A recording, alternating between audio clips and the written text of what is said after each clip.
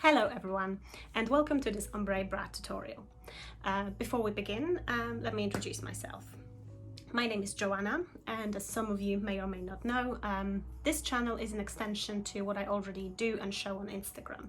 And this particular video is my way of saying thank you to the 2,000 people who already follow me on Instagram, but also it's a thank you to everyone from whom I learned how to sew.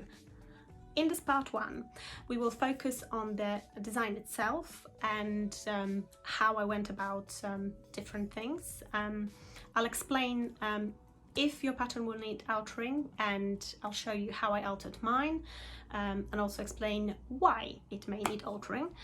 And in part two, we will focus on the construction itself. Quick disclaimer, as I mentioned before, I'm self-taught. So what I'm showing you will not be industry standards, it will not be the best practices, but it will be techniques that worked for me. So if you do know of better ways of going about certain steps, by all means comment down below, but please be kind. Okay, let's have a closer look at the design. When I first came up with the idea of Ombré Bra, my vision was to achieve a linear color progression from the top edge of the cap to the bottom of the cap. And to achieve that, I needed a pattern with a straight cap edge, like in balconette type of bras. Reason for that is that, in my opinion, if you're starting with a cap like this in Simplicity 8229, it would mean that the top layer would have to be either slightly bigger and triangular in shape, or you would have to follow different angle. So perhaps you would follow this top edge over here. The trouble with that is that you would also have to figure out how to finish this outer top edge in here. So the easiest place to start, in my opinion, was a straight edge. Now, I opted for foam cap lining because although I imagined this as a soft cap bra initially, during my testing phase, I realized that the layers didn't look as neat as I'd like them to, and I couldn't figure out how to finish this top of the cap neatly. So in the end, I capitulated and I decided to just line it with cutaway foam. Now, the benefit of that is that draping then became a lot easier. So as I mentioned, you will need a straight edge pattern, straight edge cup on your pattern, and I'm sure that there are plenty of options out there which already offer this type of edge, like Esplanade, which I believe this is how you pronounce it, by OrangeLingerie. And by the way, I think that particular pattern would look really good as Ombré Bra. But if you have a pattern that has a more classical shape, like for example this Simplicity 8229, or perhaps a Devonshire by OrangeLingerie, that you may need to do a small adjustment to your cup pattern. But before we go on to this, let's discuss how the cap is constructed. So as I mentioned, the cup is lined with cutaway foam, and this is then overlaid with multiple layers of folded tulle, from the lightest at the top and to the darkest at the bottom. And the lower you go, the smaller the tulle piece is, or rather the narrower the tulle piece is. Each layer is attached separately, as you can see. so it still retains some kind of a bounce around the folded edge, and I decided not to top stitch it because I think that unless you use invisible thread or a thread that matches 100% your tulle color, you would end up seeing that, and I just didn't like how it looked. So if you're wondering how to work with a foam cap lining when your pattern doesn't include that option, if you stick around, I'm going to show you how to do just that. My starting point was Simplicity 8229, which I made before, and I knew this fitted me well.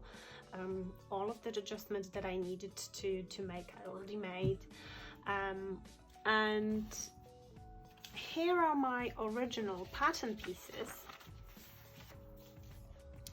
for comparison, and this is what we want the pattern to look like when we're done. If you look at this edge in here, this is the straight edge that I was talking about, and it will make attaching the tulle overlay much simpler. So to prepare the new pattern piece, what you will need is the original cut pattern pieces, a pen or pencil, any kind of ruler, and A4 piece of paper. The good thing about bra patterns is that they typically will fit on A4 piece of paper, so if you don't have any tracing paper or anything else available, you can always use your regular printer paper to do that.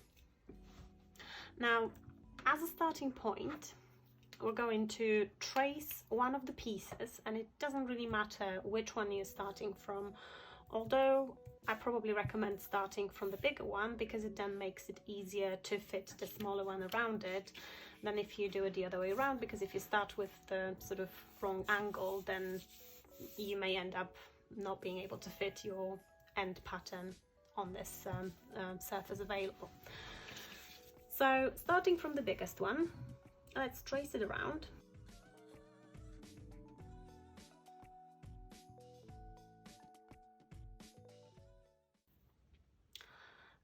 And once you've done that, make sure you draw a seam allowance line.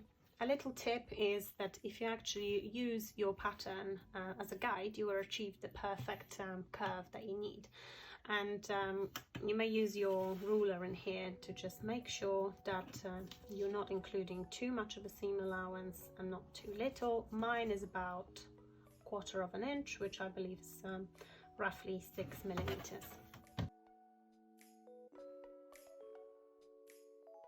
Okay, now you need to overlay the second pattern piece on top of the trace line on what would have been the stitching line.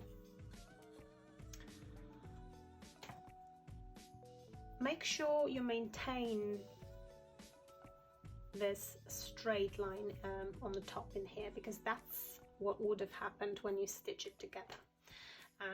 And just to double check, the notches should more or less align, like so.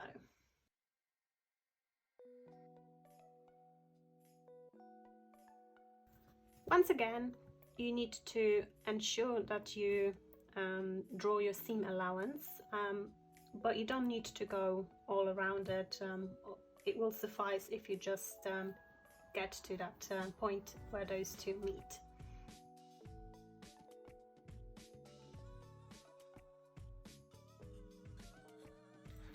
The next step is to connect those two corners with a straight line. And if we were making the simple balconette bra, that would be all the adjustment that are required to your pattern. But at this stage, your pattern pieces will not be ready yet for your foam cap lining. So this is where you will need your ruler. And all you need to do is to make sure that your corners are aligned, and you draw a line from one corner to the other corner. You can now cross out those to not get confused what you're going to be cutting out. Now, in order to explain what you need to do for this to be actually a cutaway foam pattern.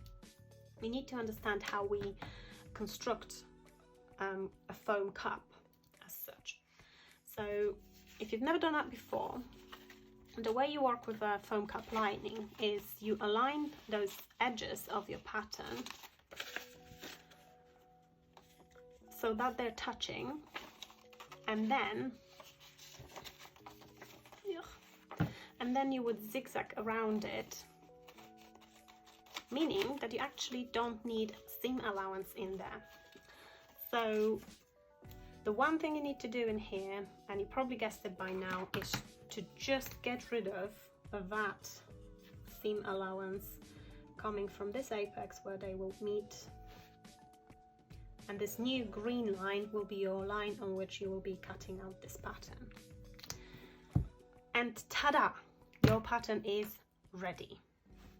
Once we've got our pattern ready, we need to think about the supplies, and I won't be too specific on this one because it all depends on what your pattern calls for. So whichever pattern you choose, refer to the fabric requirements on the back. You will still need the hardware like hooks and eyes, straps if you're using a bra that includes straps. If you're going for strapless, then obviously you won't need the strap elastic. You'll still need your stretch mesh, etc. But the things you will need on top of it is your cutaway foam, which, if you haven't worked with it before, looks like this. It's about 2-3 millimeters thick, has a bit of a bounce to it, and I recommend that you choose a color that is the closest to your top layer. I'm going for white, so this should work. And obviously you also need your tulle. I recommend between 6 to 8 shades of tulle, and if you go for any less than that, the look of the bra will be affected, and the transition of colors perhaps will be slightly less smooth, and it will look more patchy, I would say. But if you put too many layers, you may encounter problems with bulk around the channeling, because, as I mentioned before, the only way these tulle layers are attached is around your channeling. So with each additional layer, you're adding a little bit more bulk, particularly on the bottom of your cup. So you may want to consider that before going too crazy on the layers. Once you have those, we're going to be ready to assemble the bra. That's it for today. I hope you enjoyed it. I hope it made sense. If it didn't, hit the comment section down below and I'll try to assist you as best as I can. I'll see you shortly for part 2. Bye for now.